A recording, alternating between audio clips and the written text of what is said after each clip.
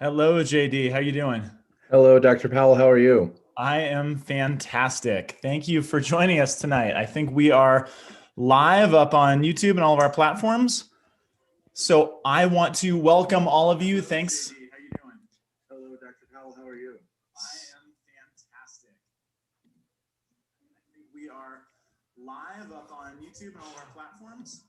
I have done that same thing all 3 times that we have done this event. I really thought I had solved it this time. Well, it's good. It's nice to start out with something like that so then everyone can sort of just, now we can relax a little bit. Now we can relax now that I've messed it up. Well, hello, everybody. I want to welcome all of you to the third installment of our Aquinas Institute for Catholic Thought's online speaker series for 2020. My name is Scott Powell. I am the director of the Aquinas Institute for Catholic Thought, and I'm coming to you live tonight from the St. Thomas Aquinas Catholic Center. We're right across the street from the University of Colorado in beautiful Boulder. There is a raging party across the street, so if you hear the music, it is not me, it's them. For those of you who have joined us for our speaker series in the past, this year is a little different. Obviously, I wish we could be with you in person. We could welcome you, JD. I wish we could be actually having this talk face to face, which we came very close to doing, but we did. We were thwarted. So for those of you who don't know us, the Aquinas Institute is the intellectual formation arm of the St. Thomas Aquinas Catholic Ministry at the University of Colorado Boulder. And our task is to bring the richness of the Catholic intellectual tradition to this university and the community and beyond. And so tonight we really get some of the beyond. We're thankful to welcome so many of you who are watching tonight from all over the country, all over the world. I know there's watch parties going on here in Boulder and in other places around the country. So thank you so much to all of you for being with us. The way that I have been thinking, at least to myself, about this year's speaker series, if it had a theme, it'd be something like the elephant in the room, or maybe the elephants in the room. So we started out this year back in the fall talking with Father Josh Johnson about racial issues that have been bubbling up in our country. We talked last month to Father Mike Schmitz about community and how churches and ministries can actually still have it in the midst of quarantines and lockdowns. And tonight we have another big one. We're talking about the media. How do we navigate it? How do we know who to trust? How do we not become completely overwhelmed by it? And before we get to that, just a word on our capstone event, which is going to be coming up in January after Christmas. We do have a date change. So if any of you have been kind of keeping track and marking your calendars, we're going to be doing our January event on January 25th. And we get to welcome Dr. Robert George from Princeton and Dr. Cornel West from Harvard, who are two men from very different sides of the political and sort of cultural worldview spectrum, but incredibly good friends. And they're going to be talking about the question, is civil discourse dead? So we're very excited about that. We're partnering with the University of Colorado for that event, and it's going to be very interesting. So keep that on your calendars and check back in with that.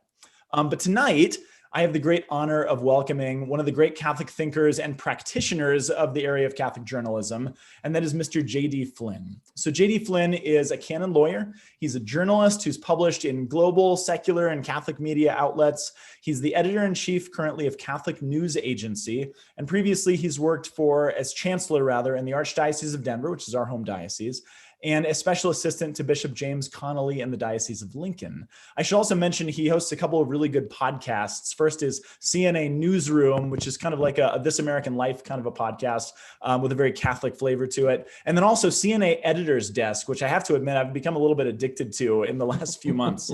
So J.D. Flynn, welcome to our speaker series tonight. Well, thanks so much. And you host a pretty good podcast yourself. Well, they say that. I do my best. Yeah, it's very good to see you, Scott. Thanks for having me.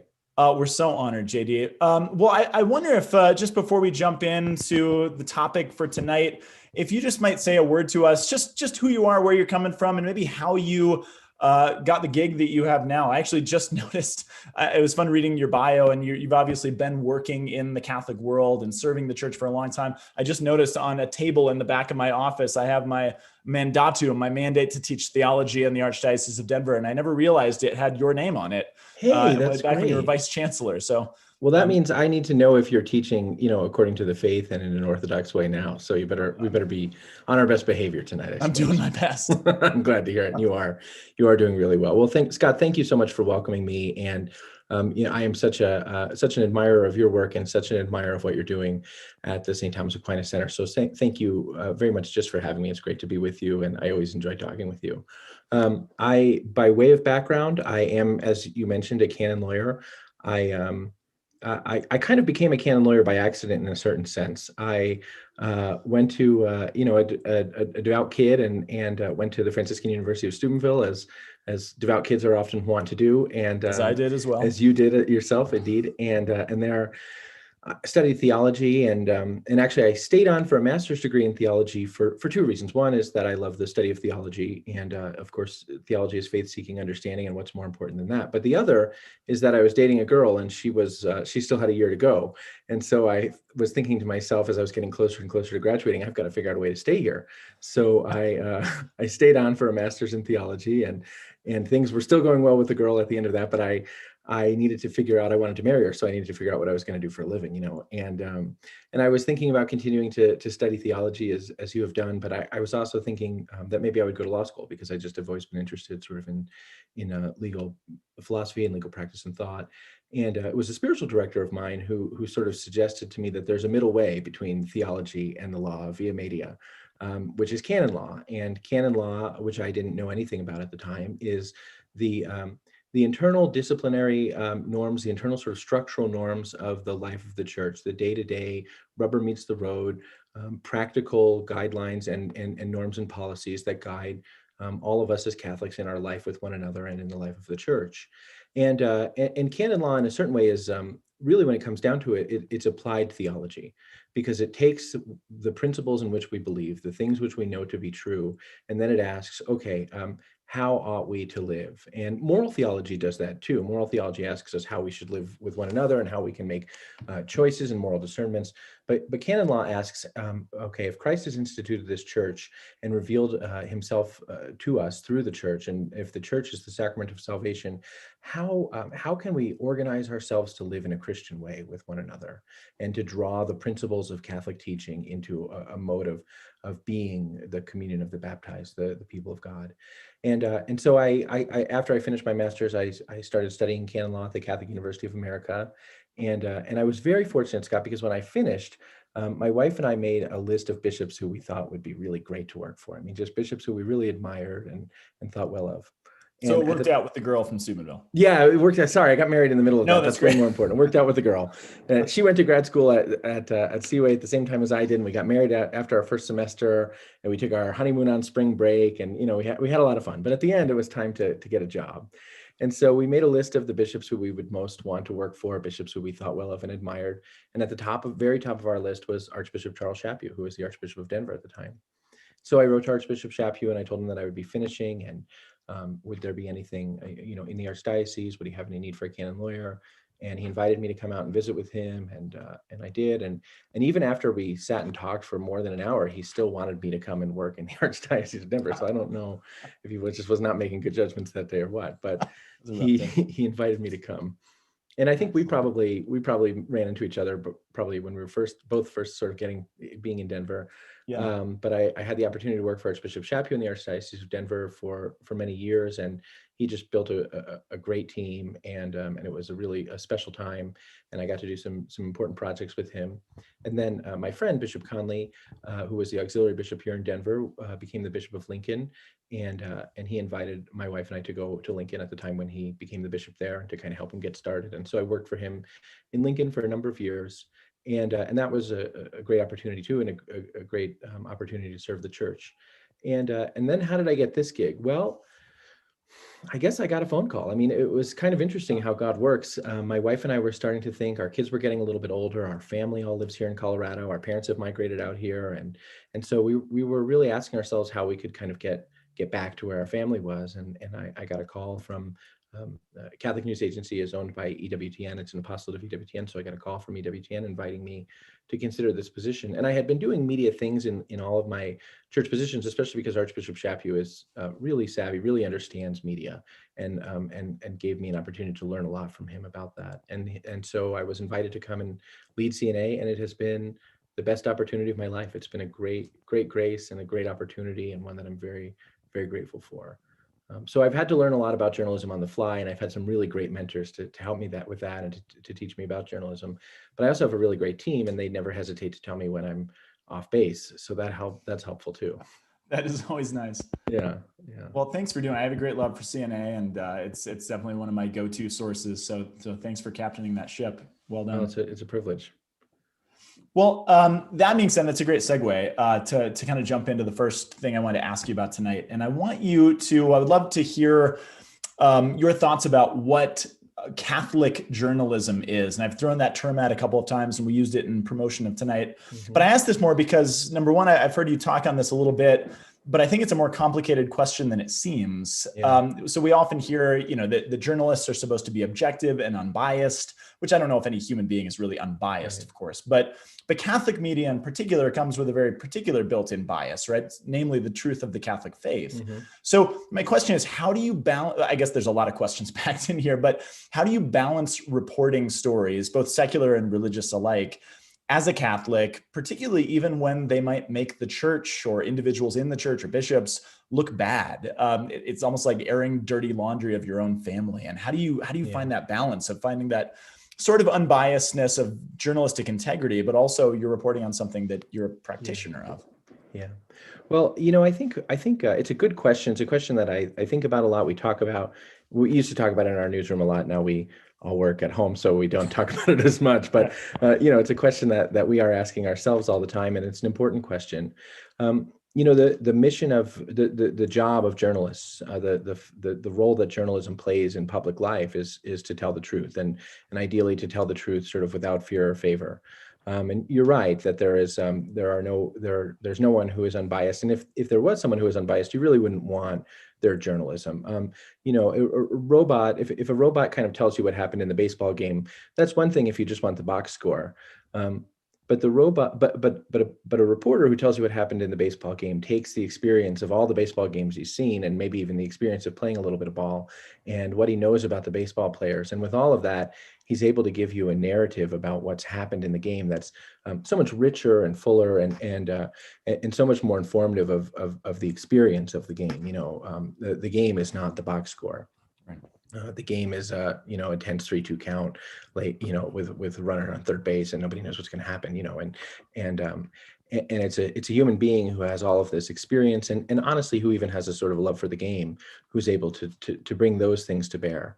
So you don't want just, I think, a cold, sterile, objective, purely objective reporting of facts, but you want the truth, right? I mean, you do want the truth. And so a journalist has the obligation of telling the truth, and he's always telling the truth as he sees it. Now, there are some things, about which we can all see the truth in the same way.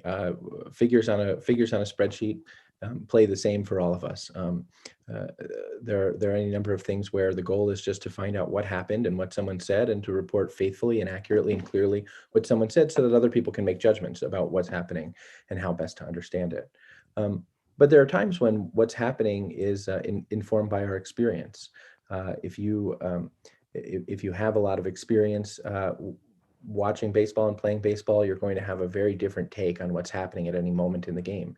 And you're going to bring all of that into your reporting, and you're going to have to make judgments about what's important for your audience and what isn't important for your audience, and what's going to help them to understand what's happening, and what's your own take on it. So it's one thing to help them understand why this particular inning is really important. It's another thing for you to go on a 5-minute rant about who the Mets shouldn't have traded last year, or why they shouldn't have ever signed this bum in the first place. So you have to filter out. I mean, you have to sort of be able to distinguish between your judgments and just things which are purely your own opinions, and be clear about what you're saying, when, and why. But your goal is always service to the people who are reading your work. And so you have to think, okay, what I want to do is to help them make good judgments. So that means I want to present them as full a picture of the facts as is possible. Now, I actually think that being a Catholic helps with that, no matter what you're reporting. And the reason is because the teachings of the Catholic Church are true. The truest way to see the world is to see the world through the lens of the Catholic faith, because the Catholic faith is true. The supernatural is real. The miraculous is real. The human person has dignity, and we know that we can see it, but we also know it because God has revealed it to us. We also know that each of us is made for contemplation, and each of us is made for happiness in eternal life with God. We know that the person has meaning and purpose and dignity. We know that the family has meaning and purpose, and the family is an institution existent in natural law, and those kinds of things allow us to see and make judgments about the world in a fuller and in a more clear way.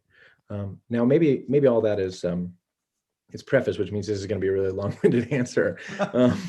But it was a long question. Yeah, but it seems to me that Catholic journalism is endeavoring to tell the truth through the lens of the Catholic faith, which informs what we see and how we understand what we're seeing and how we perceive it.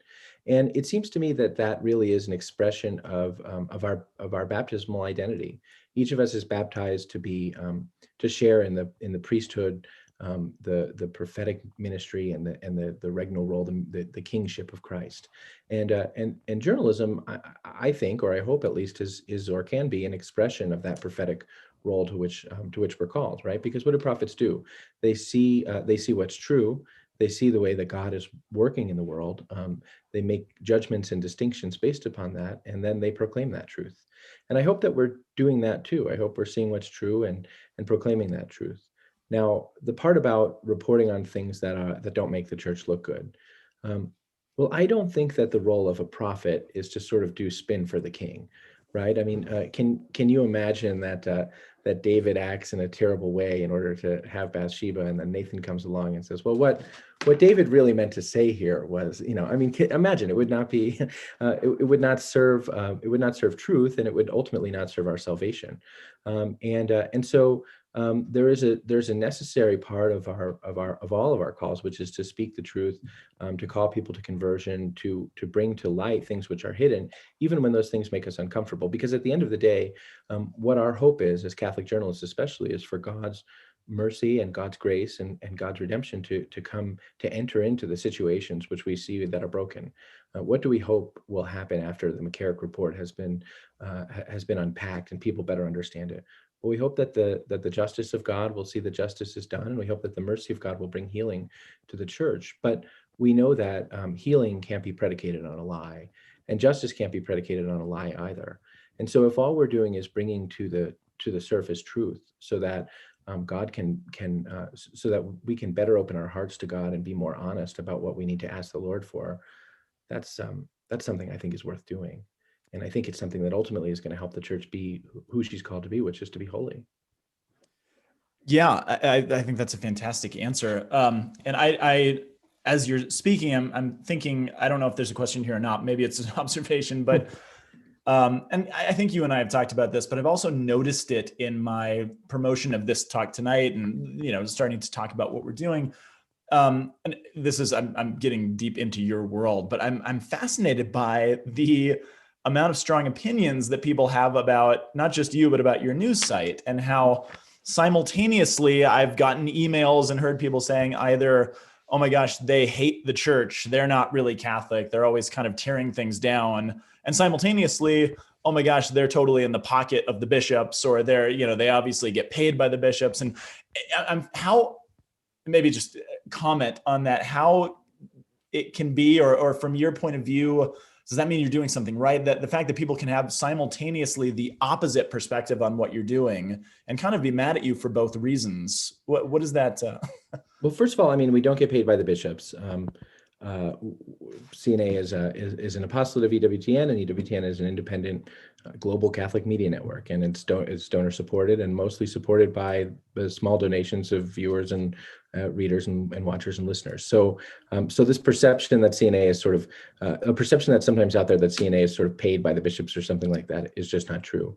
I think there's another category of people who say, well, but when we say paid by the bishops, what we mean is that CNA won't say things about the bishops that make them uncomfortable because they need access to the bishops in order to do their work. Well, I think all you have to do is look at our record to know that that's not true, that we have been involved in, that we were involved in my time, we were involved in reporting on the trial of Cardinal Pell and and the issues with that. And we were involved intimately in reporting what happened in the Archdiocese of Washington, what happened in the Archdiocese of Newark in the wake of revelations about Theodore McCarrick. We have done a lot of investigative work about issues in the life of the church, problematic issues in the life of the church, misconduct or negligence on the part of bishops, and we've called them out. Now, sometimes I think that the reason why that happens, that side of the sort of criticism happens, is because we're Catholics, and so we believe that a bishop is a successor to the apostles, and we believe that he's called by God to be holy, and our job is to do what we can to bring things to light in all the ways that I said. But we also believe that we have an obligation of filial piety to a bishop. I mean, I know that might seem like a contradiction, but to us, it's not. To say, on the one hand, we're calling attention to the issues with this particular person exercising this office, and at the same time, we believe that he is ordained to be a successor of the apostles. We respect the office which he has enough not to sort of engage in calumny or slander at the same time that we're doing our reporting. And then I guess another part of that is just a desire on our part to stick to the facts. We are careful and intentional about sort of not conflating commentary and our takes on our news reporting. So Flynn might do a report that unveils 3 facts that are problematic about a bishop and his exercise of his office, and that require some intervention on the part of the Vatican. But Flynn's not going to put at the end of the story, and therefore the bishop should resign, and therefore the bishop should be tarred and feathered and paraded through the town. Because fundamentally, who cares what Flynn thinks? I'm not in a position of authority. I'm not in a position to act upon those things, and it's not my experience that sort of advocating for that is either my responsibility as a Christian or my responsibility as a journalist. And so we try to stick to telling the truth.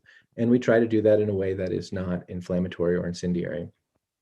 And I think a lot of us, in the way that we consume media, have become accustomed to media that mixes the reporting of facts with the provision of commentary, and that mixes the reporting of facts with incendiary and aggressive and often titillating sort of headlines. What I'm describing is clickbait. And we don't think that clickbait is helping us as journalists. We don't think that making clickbait is helping us as journalists to be any holier or to get to heaven. And we don't think that making clickbait would help the people who read our work get to heaven either. Because we think that at the end of the day, our work is a part of the ministry of the baptized for the salvation of souls. And if we're doing that in a way that sort of undercuts our basic presuppositions about what the church is and how we should live in it, then we're not doing a service to anybody. Yeah, that's a fantastic point. You've caused me to sort of rearrange my questions. This is good because that's a great lead. And and I'm actually going to rephrase a question that I was going to ask you, but we've talked a little bit, and again, I've heard you speak about sort of this distinction that's one that I think has been lost on a lot of folks in recent years, which is partially why I wanted you to come and sort of unpack this topic a little bit. But the difference between journalism and editorializing, or journalism and commentary. And just to pack more questions into this for you, how has, because this is what social media has done, it's, I think, blurred the line. So, we're talking about media, but I don't just mean, a website or a newspaper or a mainstream news source. I mean, social media too, because I can't imagine, well, I want to ask you how that has affected your job and your role and what CNA does when we have a world of media that it really is hard to sort of navigate through. Okay, what's actual news, what's journalism, and what's just commentary, what's editorial. And it's hard to kind of find much that's not commentary or editorial and actually find news. So how is number one, social media made your task more difficult? Because seems like it, and I know your funding sources are different. You don't need to rely on clickbait to get, this many clicks gets you this much money. So you're not as dependent on that, but you still have to navigate this world, and you still have to find a way to get eyeballs on your news and the things that you want to say because they're important. So how do you navigate this world between journalism and editorializing, and how has social media made that more difficult for you? Yeah. That's a lot of questions, Scott. Yeah, that's a lot of questions. Sorry. They just keep coming out. Yeah, that's fine. It's a lot of questions. I'm just trying to think about where to start. Let me try this in a couple of parts, if that's all right. First of all, commentary is an important thing. Commentary is not what we do, but commentary is an important thing. And commentary is a part of journalism, because commentators, if reporters give a sort of first draft of history, as is often said, that our work as reporters is to write the first draft of history, then I guess commentators give the first interpretive lens of that history, and that's not unimportant. And it's a part of journalism, and it's helpful to the debate between editorial writers helps, I think, in an ideal setting, or has helped historically, to crystallize issues of public debate, and that's a good thing. And we should read reported journalism, but we should read commentators who we agree with and who we don't agree with. And we should read commentators kind of from all spheres. I like to read Ross Douthat, and I like to read Liz Bruenig, and every so often I like to read Ross Douthat and Liz Bruenig, and then imagine how they would go after each other's work, because in a certain way, because they're coming from at least a common set of principles and presuppositions about human dignity and a desire for human flourishing, and you can sort of say, okay, these two people both want to root their work in the dignity of the human person, and come away with often very different ideas. And why is that? And where do I stand there? And what do I need to sort of examine about my own set of ideas? What am I challenged by? And what helps to sort of buoy up some conclusions that I've come to. So I think that's really important. And I don't think that, I think we shouldn't sort of just totally poo-poo that, but it's not what we do at CNA. We try to do reported journalism and then kind of news analysis when we can. But there is my boss often talks about a journalistic enterprise as a Rubik's Cube, right? Because you have all these pieces, and you're always sort of trying to get them in balance with each other. And it's a good analogy, because but it's sort of the ever elusive Rubik's Cube. We do want people to read our work because we think it's important, and because we hope that it's informing their lives as Catholics. But we don't want to promote our work in a way that is sensationalistic, or that inflames the passions, or that spurs kind of a framing of looking at ecclesiastical events or world events only in a paradigm of conflict, which I think often happens in media. The best way, there are a couple of ways to make sure that you're going to get somebody to read your story. One of them is to make it about sex, but absent that, you could make it about violence. Absent that, the best thing to do is to make it about conflict, and unnuanced conflict, where there are definitely good guys and definitely bad guys. And that's not always true. We know that, right? I mean, oftentimes things are more complicated than that, and sometimes it's as simple as that in the life of the church, but often it's not. As I've tried to, I think you probably are in the same way, as we've tried to unpack the McCarrick report. We can see figures who we can see, in the example of John Paul II, a figure who is revered and who we believe to be holy, and who we know served the church and proclaimed the gospel and led the church in important ways. And yet we can also see, okay, this is an area in which John Paul II did not do what I would do with the same information, that did not do what I think I would do with the same information available to me, right? But I think we'd be remiss to sort of frame that as in the way that it's frequently been framed, which is John Paul II definitively enabled Theodore McCarrick, or empowered Theodore McCarrick negligently. The story is far more complicated than that, with a lot of elements, and there's personal responsibility to assign, and there's blame to assign, and there may even be some to assign right there. But the story is not as simple as finding one bad actor and then sort of impaling him, and so we have to be careful not to make things sensationalized. Just not to, I'm sorry to cut you off, but just for those of you who might be listening and not aware what we're talking about, the McCarrick report is something, again, it's been pretty followed closely in the Catholic and somewhat in the secular media world. So Cardinal Theodore McCarrick was the Cardinal of Washington, D.C.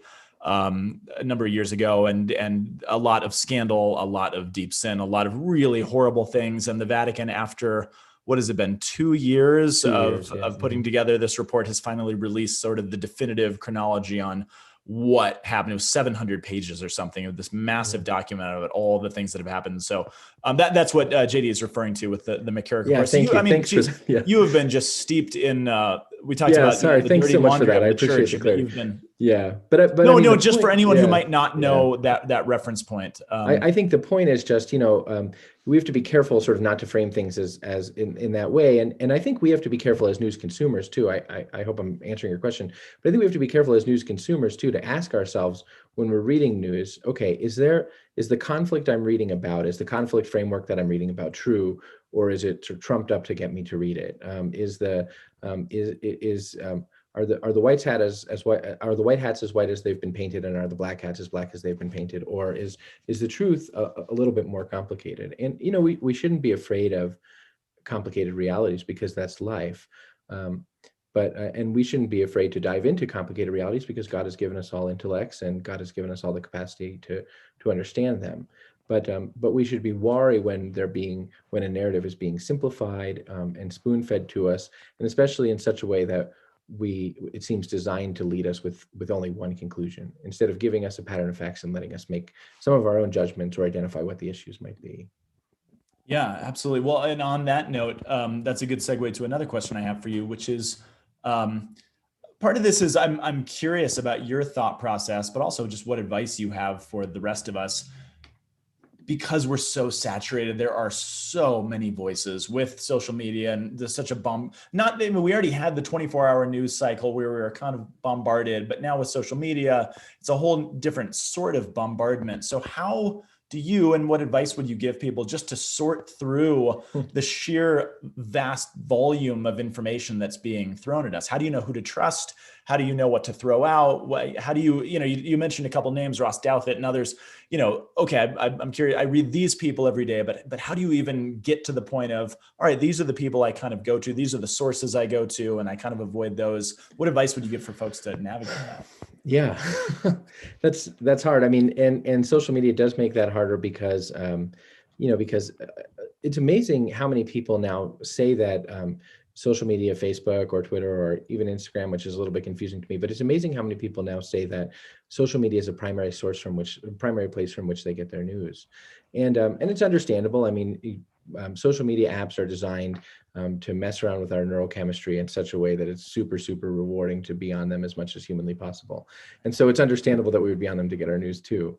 But the problem with that is that, there's not, the problem with that is that there are a lot of things that look like they're done responsibly as journalism that aren't. And there are a lot of things that look like they're giving us the facts that aren't. And we could be talking about sort of overtly propagandistic fake news that's manufactured in some sort of Russian warehouse, or we could be talking, or Chinese warehouse for that matter, or we could be talking about things which are sort of quasi news, sort of gray news. They start with facts, but they jump into that editorializing pretty quickly, and they sort of are very selective about the facts that they present. And all of those things are a problem. Now, I think, traditionally what's been said is, well, stick with the mainstream newspapers of the of the country to get your credible news. But more and more, I think we can see, well, there are real omissions and real lapses of editorial judgment and editorial integrity, even in large, well-respected, long-standing newspapers and other journalistic institutions. So it's a really hard question. I mean, I think if we want to stay informed, I think we have to just read a lot now and be able to see where inconsistencies are, or be able to read enough to be able to have gathered enough facts, with the exception of some news agencies, and I hope that mine would be one of them. But all we can do is our best. But I think if we want to stay informed, we have to be able to read enough now where we can sort of make judgments about what we see in common. But it raises a question that maybe is a broader question, and that's the question of just how much do we want to stay informed? It was one thing, I think, for our parents. I can remember my dad would give me 35 cents on Saturday morning to go and go around the corner to the Star Ledger machine and bring back the paper, right? And then I'd get the ledger, and my dad would read the Star Ledger for an hour, and then he'd be done with it. It was 35 cents? It was 35 cents, yeah. I guess Back when you were growing up in the 20s? Right, exactly. I guess I'm very, very old. But it was 35 cents, man. And it was a good deal. Anyway, I can remember my dad giving me 35 cents, and he gave me a nickel for a hot dog too, I guess. I don't know. But I go get the paper for my dad, and he'd read the paper for an hour, and he'd drink a cup of coffee, and then he'd be done with the newspaper. And he'd go on with his life, and he'd usually take a nap on Saturday because that's what my dad likes to do. But he'd take a walk, or he'd take us to the park, or he'd mow the lawn, and he'd do what dads do on Saturday, I guess. And the constant consumption of news and information was not a part of that process. Now, maybe later he'd go to the library and he'd read a magazine, but still he wasn't inundated in this way. And we have to ask ourselves how much we want to be informed about all things, because I think there's sort of this perception that we need to keep ourselves informed about all things at all times and know every last current event immediately as it's happening. And we have to figure out a way to balance that with what God has called us to do, which is to know, love, and serve Him, and to contemplate Him, especially in this life, in the Mass, and in the mystery of the Eucharist and in Scripture, where God is most present to us. And if we become so sort of conditioned by the instantaneousness of media that we're not able to be dedicating ourselves primarily to knowing, loving, and serving the Lord, and to loving our neighbors as ourselves, but we feel instead that we sort of should be constantly consuming news, well, something's disordered about that. And media companies understand that. They understand how to play around with our neurological, sort of with our brain chemistry, which is really scary. They also understand how to just inflame the passions in the way that rhetoricians, I think, have understood how to inflame the passions for thousands of years. And so they confirm our biases, and they titillate us, and they stir up our anger and our irascibility, and they do the things that get us kind of hooked. And so we have to be careful, because while it is important both as to be good citizens and also to be good Catholics, to understand what's happening in the world, we need to have the discipline not to allow the constant onslaught of information that is available to us begin to sort of warp our minds and warp our ability to have an interior life. Yeah, that's a great answer, actually, and it's a really moving answer in a lot of ways. Now that you say it that way, because you touched on something that I didn't really realize until you said it, that it's missing. I have a good friend who's a pastor. I think Father Peter Mussett. I think he had a punk band in high school called Saturday Dad, which I've always loved that name. But yeah. You're right. I mean, there's this sense. Do you think, two questions that just arose from that? Do you think that part of what's happening is that the constant onslaught of media and news has created this sort of fear of missing out syndrome in all of us, that we feel like if we're not constantly checking and constantly on social media, we're going to miss something really important? When, yeah, I'll let you answer that one first. Well, I hadn't thought that before, but I do now. You think it, and I'm glad you do, because I think you're right. I think that's true. There's oftentimes, even if you enter into a conversation with people, sort of a presumption that they're already up to speed. Right. And my wife, sometimes I'll come home from work and I'll say to my wife, something in the news and it's usually church news, right? And it's usually sort of some obscure church inside baseball thing that I didn't even report on because it was too obscure, but it's been eating at me all day. I come home to my wife and I'll say, like, can you believe what the third undersecretary for Oceania at the Secretary of State did? And my wife will remind me, no, I've been here living a life all day. I've been here taking care of kids, and we went to the park today and I didn't bring my phone, and good for her. And she seems happier that way, right? But I think, I sort of enter into the conversation presuming that she's as up to speed as I am. And I did that with the McCarrick Report just in this conversation, sort of jumped in midstream. And so if that's a way in which we engage with each other, then if we're not up to speed, then there's a risk that we feel there's something deficient in us about that. And so I think it does sort of occasion this fear of missing out that social media in general, I mean, in a certain way is designed to make us feel that way. Right. What is it? Instagram is designed in many ways to make me feel like I haven't consumed enough material goods, and I haven't arranged them well enough in my house, and I haven't been at cool enough parties. And I've never been at a cool party. And so I either have to sort of accept that about myself or walk around feeling bad all the time. Well, but I think a lot of us have sort of not reconciled, but we recognize that, and we talk about, and sometimes I think maybe we relegate it to young people or, teenagers, see everybody having fun on social media and not them. But I don't know if, at least I hadn't until you said that, translated it into the kind of more adult. But news and journalism and all these things, maybe it's the same thing, and social media is doing the same thing to us. Yeah, maybe it is. I mean, go for it. No, I was just going to say, I was just going to say it's a good insight. I'm glad that you had it. Well, the other thing I wanted to ask, and I don't want to, I don't think this is opening too big of a can of worms, but you mentioned the 35-cent Star Ledger or whatever it was, which, I grew up in Boulder. We had the Daily Camera, and I would go, get my parents the Daily Camera we had delivered. Well, the taxes in Boulder on that newspaper were probably like $300. No wonder. I think it was 25 cents. It was cheaper than Jersey. Jersey, there's taxes there in your neck of the woods. Anyway, but so my question, and it was, and again, you're evoking this sort of nostalgia in a certain sense of like, you read the paper, you get the news, you're good to go. And there is a nostalgia to that. And there is something I feel like we are missing that used to be there that maybe is lost. But then it makes me also ask the question, it seems like journalism was different back then, and it was just sort of fair, and you could read one source and kind of get what you need to get.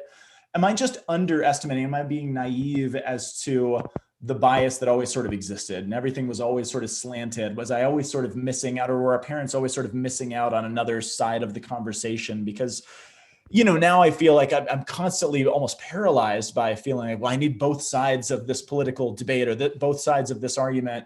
When in the past there was sort of one source that you would go to, but is that really true, or was it always sort of this bias? It was not always that way. And in the history of journalism, there's like this one moment that, in a certain way, by a lot of journalists, and maybe I was doing a little bit of it too, has been idealized. Where journalism, there was this idea, but it's a relatively recent idea that the reporter would be this sort of unbiased person who is giving you facts with none of his own view. And as I think we both said now, that's just not a realistic thing. That completely unbiased person is not realistic and ultimately not helpful. But it is kind of an ideal that we like to imagine existed in a period of journalism.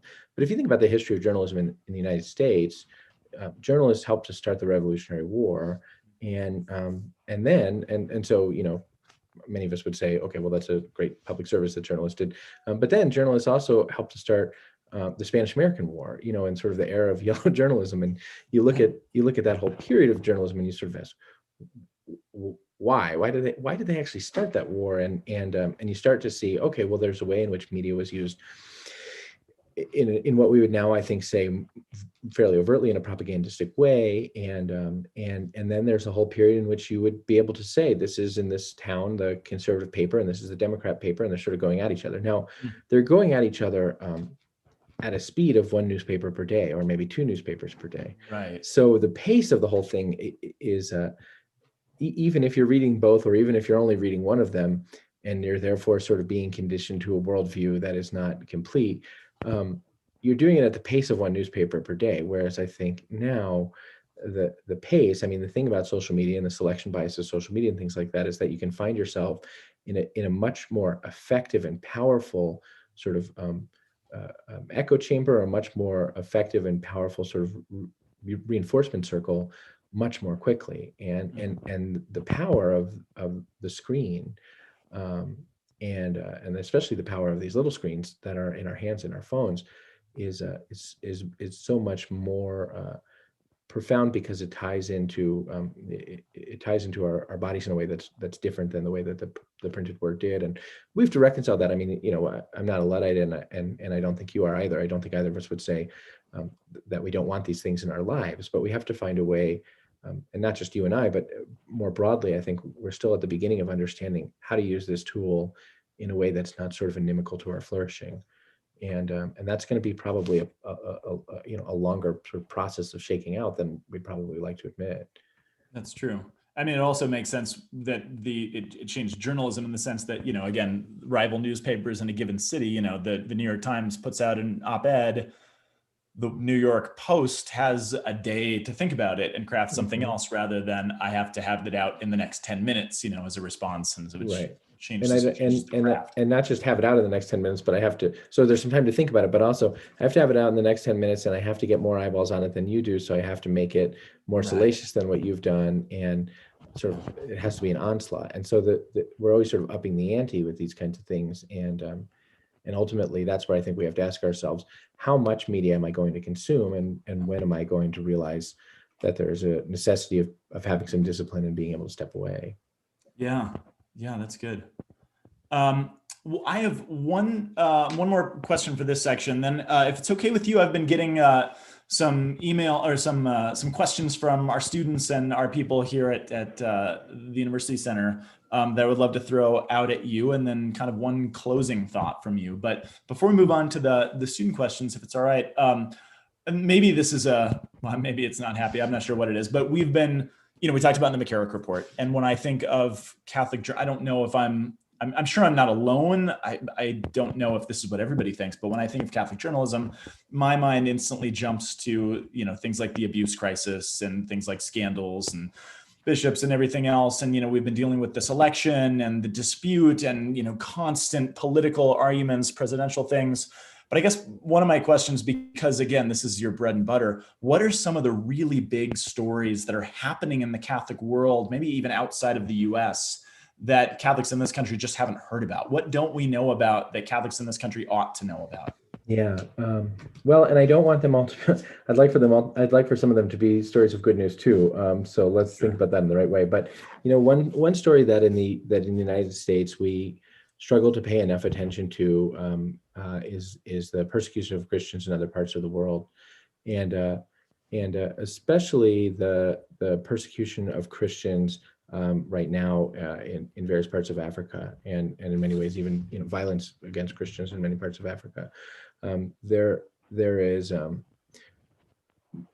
tendency, I think, for us to lose sight of the faces of the tragedy of Christian persecution because of the scale of it. We can kind of get bogged down in sort of numbers about how many Christians are facing persecution.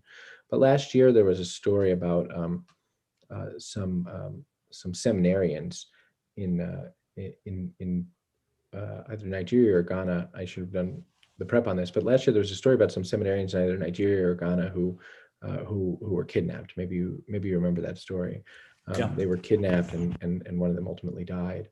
And I remember just thinking about this kid's life. He was 20, and he wanted to be a priest. And I saw some interviews with his mom, and he grew up in a devout family, and he had siblings who loved him, and he had some brother seminarians who loved him. And he was a victim to a kind of persecution that in that part of the world is by now taken nearly as normal, and by us is completely out of our frame of experience.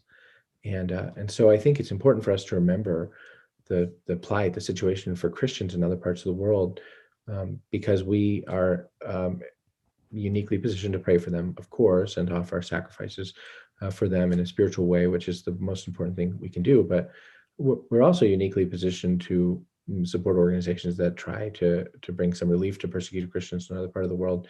Because at the end of the day, I mean, one thing that we have to remember is that we are not Americans first. We're part of the body of Christ first. We're baptized first, and those are our brothers and sisters. And each of us as Americans has to grapple with the reality that if Christians around the world are our brothers and sisters, we're the richest brother in the family, and we have some obligation and justice to the church around the world that I think sometimes we can lose sight of. But we have been, we're materially blessed beyond, sometimes it seems like blessed isn't even the right word. We're materially privileged beyond comprehension for people in many parts of the world.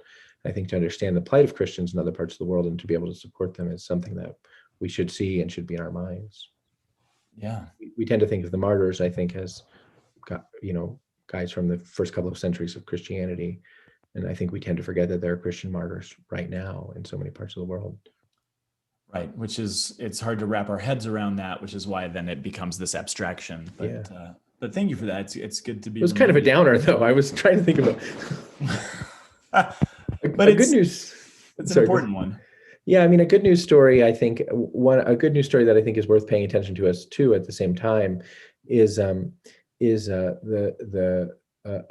flourishing of even we tend to think that Christianity is dead in Europe. I mean, it's sort of become practically a cliche to say Europe is a post-Christian world. That's true, but at the same time there are flourishing young Christian communities in many European countries that are really the fruit of what John Paul II called the new evangelization, the fruit of a really proclamation of Christ in places where, mass attendance is very, very low and very few people identify themselves as Christian, but there are these like fledgling little communities of Christians, sometimes around religious orders, who are beginning to live the Christian life in places where, Christianity, where secularization has taken complete control. And I think that's probably a sign of the movement of the Holy Spirit. Can you think of any off the top of your head? Just, I don't mean to put you on the spot, but No, just to no, put that's names with them. no, that's fine. Well, one thing that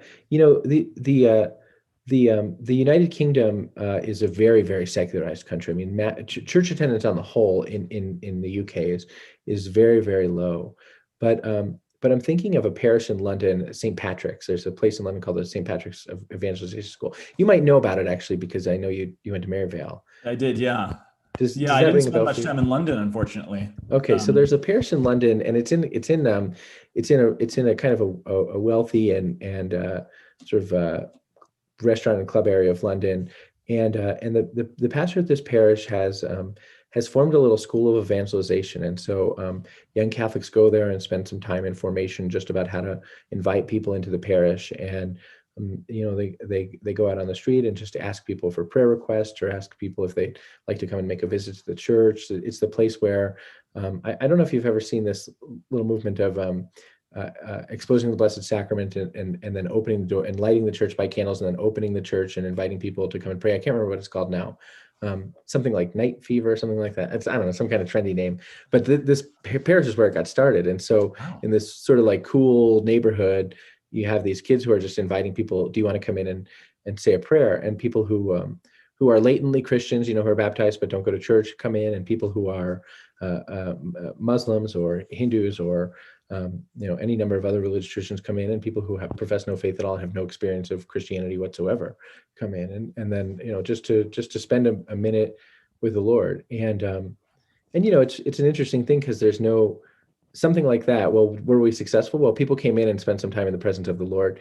By a lot of the ways in which we measure success, you would think that there'd be a temptation to think, well, how effective was that? And what's going to be your follow-up plan? And what's your strategic plan on that?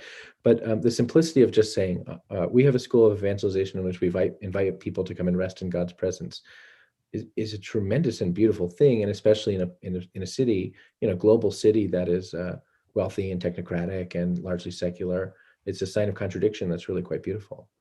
Yeah, that is beautiful. Thank you for that. Sure. Appreciate that. Well, I have a couple of questions, and I'm just looking at the clock, but I have a couple of questions from some of our folks, some of our community. And I am hesitant to ask this one because it's a very subjective question, but it was emphasized twice. So I want to give it its due. It kind of puts you on the spot. It's a little bit subjective, but I think people are just looking for your opinion. So the question is, it comes from Tanner. What are the most fair is a subjective word, but what are the most fair news sources or maybe trustworthy news sources aside from CNA? Oh, geez. Where should people look? I'll tell you, I try to read a lot of things, right? So it's sure. A little bit, but I'll tell you some things that I read in the Catholic sphere, and then I'll tell you some things that I read in the secular sphere. Excellent. In the Catholic sphere, in addition to CNA, I read our sort of sister publication, the National Catholic Register. I read the Catholic Herald magazine. I read Catholic World Report. And those are places where I look to, those are places that I tend to look to for good coverage of global issues. But another thing that I like to do in the sort of Catholic sphere is I really like to read diocesan newspapers. And I'll tell you why, because we tend to think about, you made the point before, we tend to think about Catholic journalism as like the scandal reporting. And that's an important thing, and I'm glad that we do it. But the Second Vatican Council has a document called Inter Mirifica on social communications, and it talks about Catholic journalism.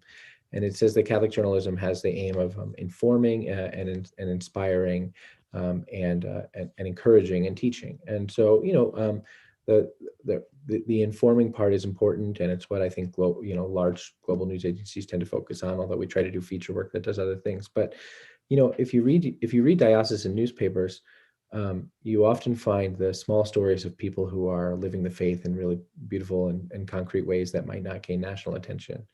And so I was just reading a story about a couple of guys at a parish who realized that more and more people were out of work because of the pandemic, and we're just driving around to collect food from those who had food to contribute, and to deliver food to those who needed it. So basically, they were just visiting people in the parish, and you could go either way with their, with the food. You could just let them know what you needed, and then spend some time in prayer with them. And it's a story actually that I think we'll probably try and pick up and write about at CNA, but there are lots of stories like that in diocesan newspapers. So I like reading diocesan newspapers. In secular news, I like to read the Wall Street Journal. I think the Wall Street Journal's news reporting tends to hold to standards that are important and that are clear and that are credible. It's helpful. I certainly read the New York Times, and I certainly read the Washington Post. But it's helpful to be able to sort of read those in conversation with each other and in context with other things as well, because as I said, I think there are increasing number of issues with secular news. I try to read the journalism that's closest to the thing at hand. So if I want to read about Hong Kong, I read Apple Daily. If I want to read about China, I read Apple Daily as well. If I want to read about Europe, I'd rather read the Financial Times than the Wall Street Journal because it's closer to it. So I think there's something to reading the stories from the people who are closest to it, because they, again, to kind of go back to that baseball analogy, they have the smell of the dirt. They know what they're talking about, and they know the people, and so they're able to get better information and evaluate that information in a better way. Yeah, that makes a lot of sense. Thank you for that. Another question this comes from Rocky. I want to phrase this right. And again, this is your opinion, I suppose. Sure. How can we use media and journalism specifically to actually deepen our spiritual life? Because we've talked a lot about bad news, but how can we actually utilize these tools? They're neutrals, right? They're just tools. Yeah. So what's your advice there? First of all, I just want to say, when you said "how can you" and then paused, I thought this question was going to be more like a "how dare you" kind of question. I was sort of holding my breath there. How can we use media and journalism to deepen our spiritual life is a good question. One of the things that we have tried to do at CNA, and it's a work in progress, I think we have a lot of room to go, is to use, people read us every day. There are people who sometimes read us, and then people who come back to read us every day. And some of those people go to mass every day, and some of them don't. But we've tried to, as much as we can, and it's a real work in progress, let some of our coverage follow the liturgical calendar. There's a lot of talk, and maybe you talk about this, Scott, but there's a lot of talk about letting your home be kind of governed in a certain way by the liturgical calendar, or at least sort of living liturgically in your family life. And we try to do that in our work as well. What that means is to tell the story of the saint whose feast we're celebrating or whose memorial we're observing, but not just to tell the saint, to tell the story of the saint, to look at the history of some devotions that are affiliated with that saint or affiliated with that spirituality, or to look at some devotions that have long since passed, or spiritual practices that have long since passed that are worth remembering. So we've looked at things like Ember Days and other things that are largely sort of out of fashion, but have long been a part of Catholic spiritual life. We have lost, I think, or we don't always know our own spiritual heritage. Even if we know a lot about theology and sort of a lot about the teachings of the church, we don't always know about some of the spiritual practices of Christians who've come before us, who had some wisdom, right? And so if we can recover or just be exposed to little practices, little expressions of the spiritual life, little things that point us to contemplation, then that's a good thing. And so we try to build that in our news agency a little bit around the liturgical calendar, and around a little bit of an invitation there. We want to be responsive to the news cycle, and of course we have to be responsive to the news cycle. So we can still grow in that area. But I think that's one way, at least, that has been in our minds and our hearts, to help our news agency, help people with just that, and to help ourselves, and certainly just that too.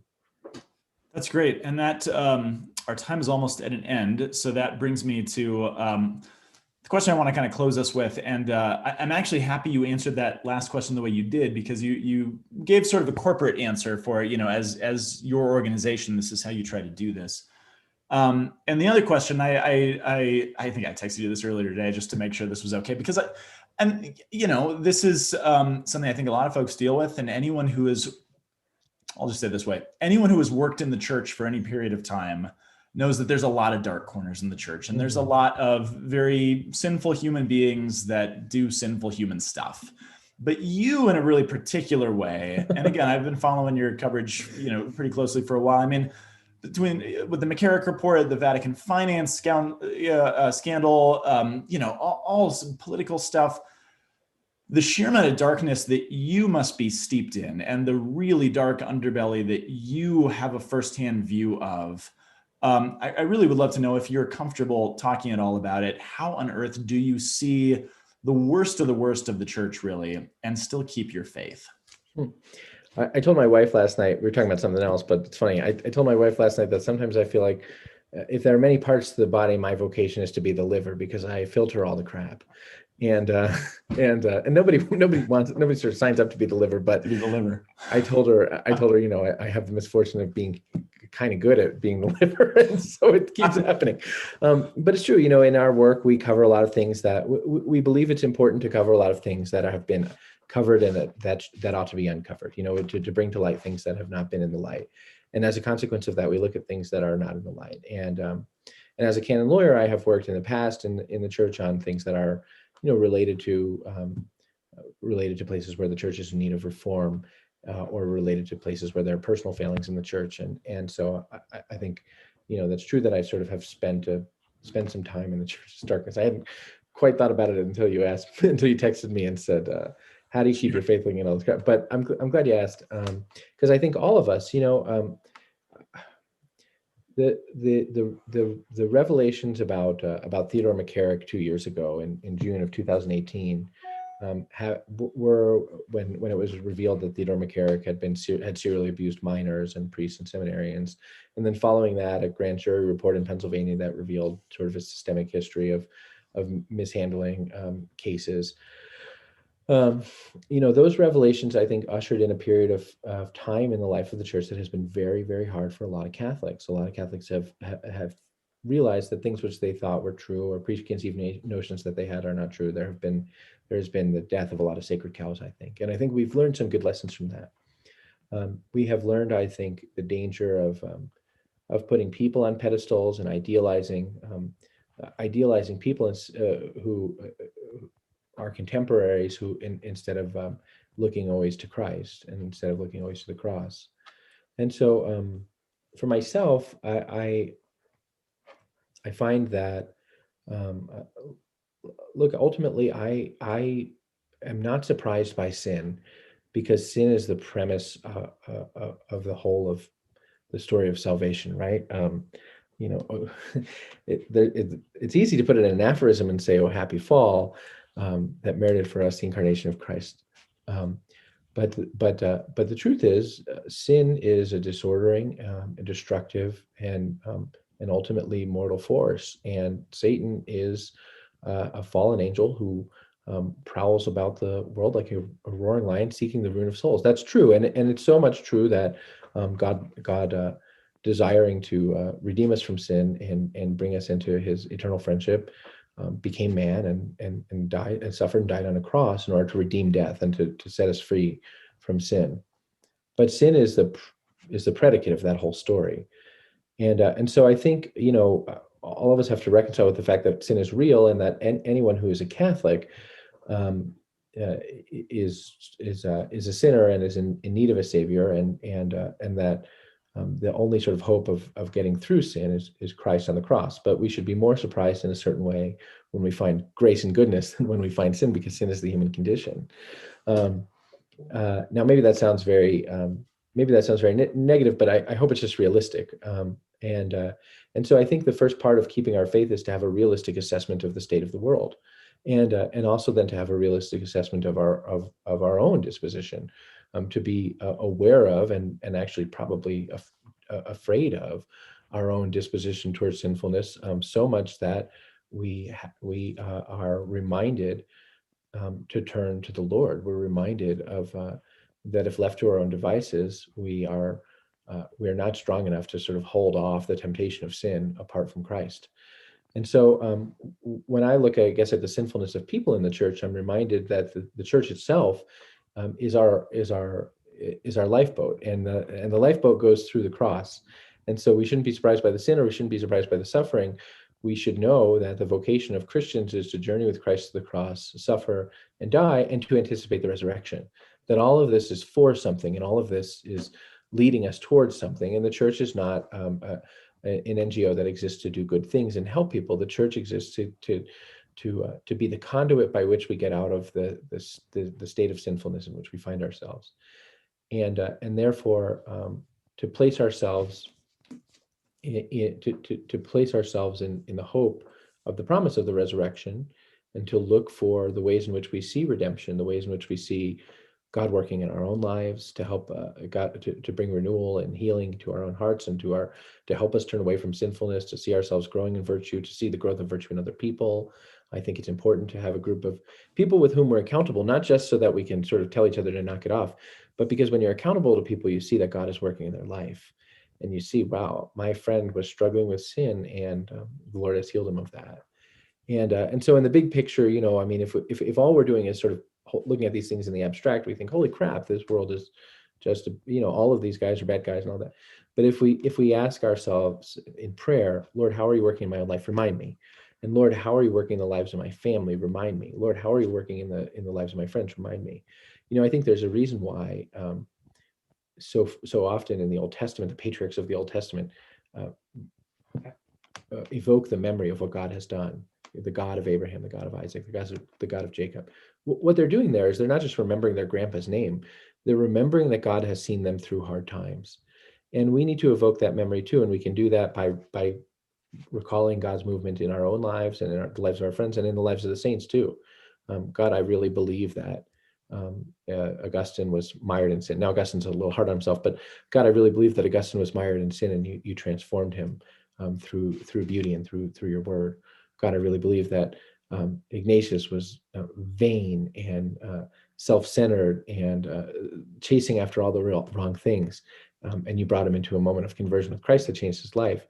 And that's helpful for me because it reminds us that God can work and can transform things, and then to remember that he's done it in our own lives. I think that has to be something that's part of our prayer. The importance of memory, personal memory, and then sort of historic memory is part of our prayer. And Scripture can be a great tool for us in that way, to see how God has worked in Scripture, to know how God has worked in history and in our own history. And then, of course, the sacraments, we need the humility to remember our own sinfulness, and not to sort of excuse our own sinfulness because we think our sins aren't as bad as someone else's sin. I mean, if the Lord says, if you murder someone in your heart, you're a murderer. Well, then I have to be careful about sort of thinking that my sins are less, right? And I have to remember that Christ is in my life in order for me to become holy and to become a saint. And I need to do that by repenting of my sins, and that God nourishes me in the Eucharist. And it's a little tricky now because God nourishes me in the Eucharist if I can get to Mass because I remember to sign up on time and all those things. So it's a little bit trickier now. But it's not tricky now, I think, to be able to set aside some time for prayer with Scripture and with our own memory and with the memory of what God has done in the world already. And for me, that's been really helpful to know that the sinful stuff is not unique, but God's grace is the one thing. God's grace is unique because it's transformative in a way that nothing else is. You did a great job of bringing, I think, back to your original point, or at least one of your original points in your evocation of salvation history. You're coming back now, so you're coming back to the idea of the baseball announcer, right? The difference between a robot and a color commentator. The color commentator knows the history. He knows all the good guys and the bad guys. He's gotten his hands dirty. He actually has had the experience and knows all the ups and downs that actually came with it, which makes him a better reporter, so to speak, of what's happening in front of him. And so you've made a really good case as to why, without the backdrop of salvation history and the knowledge of this bigger picture, I don't know how you could report on events happening, particularly in the Catholic Church, but in the world in general, like you said, in any sensible way. Yeah. So that was, Newman blew my mind one time. I don't know. You like John Henry Newman, I think. oh, absolutely. And hopefully you're He's a bit of a people sourpuss, but I like him. hopefully the people who are watching this read John Henry Newman too. But Newman's histories blew my mind because Newman says, suffering and chaos and division and fighting and feeling like this is the end. This is the ordinary vocation of the church in every generation. Right. We like to think these times are worse. And there are people who make a lot of money actually telling us that these are the worst possible times that there have ever been, and we shouldn't listen to them. Because Newman says, thinking that these are the very last moments and that he says, the cause of Christ is ever expiring from the earth. He says, this is the ordinary mode of the church, is chaos and storms. But then he says the most important part, he says, the Lord is mightier than the storm.